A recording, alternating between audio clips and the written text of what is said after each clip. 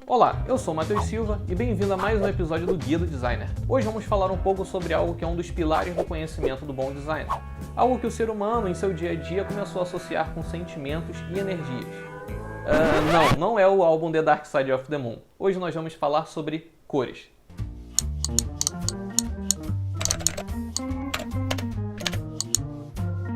Primeiro precisamos entender o que são as cores e como nós as percebemos. Em 1666, um senhor chamado Sir Isaac Newton resolveu estudar algo chamado luz. Um de seus testes consistia em pegar um feixe de luz branca e fazer com que esse feixe passasse por um prisma feito de cristal. Nisso ele descobriu que a luz, quando passava por esse prisma, era desviada e ele percebeu que a luz branca, na verdade, era composta por 7 cores. Cores essas que você está acostumado a ver, por exemplo, no arco-íris.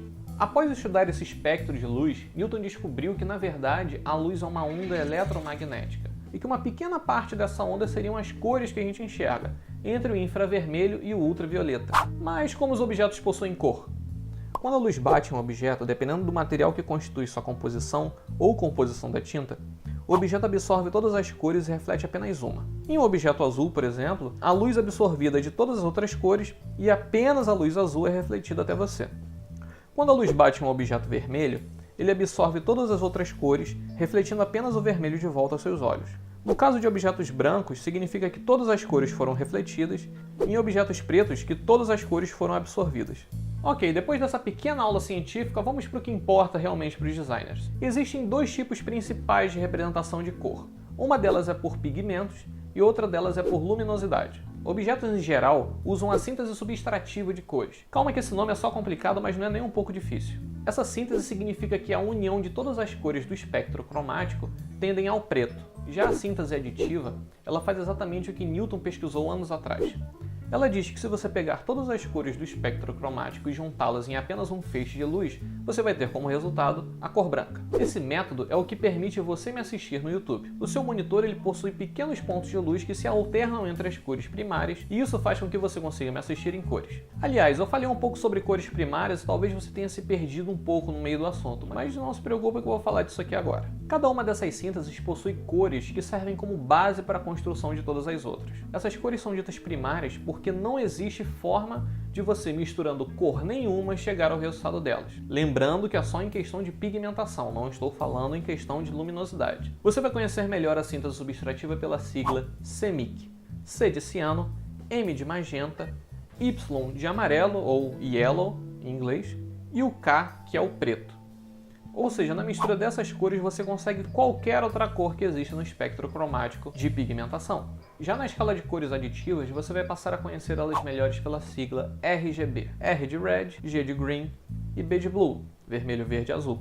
Então é muito importante na hora que você for desenvolver um trabalho, você ficar atento no formato de cor que você está trabalhando. Se você for fazer uma peça impressa, não vá trabalhar com as cores em RGB, porque na hora de você imprimir, por essa configuração ser diferente, você pode não conseguir a cor exatamente que você queria. O RGB é mais voltado para sites ou coisas que vão ficar apenas no mundo digital. Depois das cores primárias, nós temos as cores secundárias. As cores secundárias são alcançadas misturando as cores primárias. Eu vou usar como exemplo o RGB, porque é um pouco mais fácil de você visualizar no seu monitor. Se você misturar o vermelho com azul, você tem o magenta. Se você misturar o vermelho com o verde, você tem o amarelo.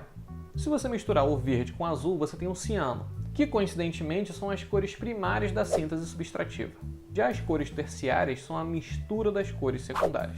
Eu estou representando aqui para vocês nesse gráfico que é mais fácil do que eu falar cor por cor.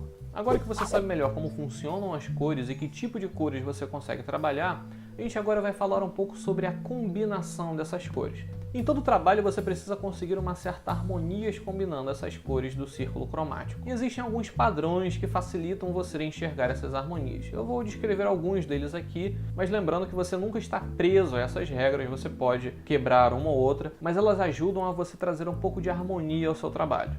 Primeiro vou falar um pouco das cores análogas, que no círculo cromático são as cores vizinhas daquela que você escolher inicialmente. Trabalhando com essas cores, você vai ter uma composição com pouco contraste e com uma nuance de cores muito leve. Normalmente essas cores são usadas mais em degradês, mais suaves e que você traga mais uma homogeneidade ao seu trabalho. Cores complementares, elas são as cores que estão em lados completamente opostos no círculo cromático. Ou seja, se você pega o azul, a cor oposta a ela no círculo cromático é o laranja. Ou seja, o laranja é a cor complementar do azul. Se você usar essas cores em uma composição, você vai ter um trabalho que tenha um contraste muito alto e você vai poder dar destaque justamente àquele objeto que você quer. Nós também temos a tríade. A tríade são cores que estão equidistantes no círculo cromático, formando um triângulo equilátero. Se você juntar essas cores, você vai ter uma gama maior de cores para trabalhar, com um certo contraste, mas não tanto contraste quanto se você estivesse trabalhando com as cores complementares. Nós também temos a escala monocromática. A escala monocromática, justamente, você trabalha apenas com uma cor, ou seja, você não tem nenhum tipo de contraste e você vai trabalhar apenas com as tonalidades daquela mesma cor. Você não vai conseguir destacar muitos objetos com essa composição e ela não serve muito para você desenvolver peças onde você precisa ter um fundo com um texto em cores diferentes.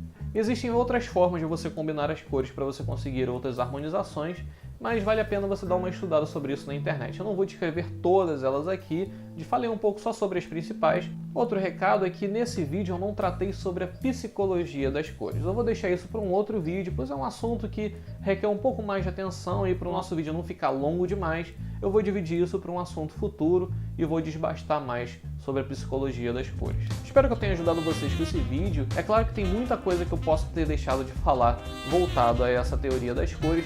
Se eu esqueci de alguma coisa, se você tem algum tipo de dúvida, deixe nos seus comentários aqui embaixo que eu vou responder. Não se esqueça de deixar aquele like. Assista nosso último vídeo que foi falando sobre os princípios do design e junto com as cores são dois pilares bastante importantes para a criação de qualquer projeto. Se inscreva no canal e até a próxima. Continue criando.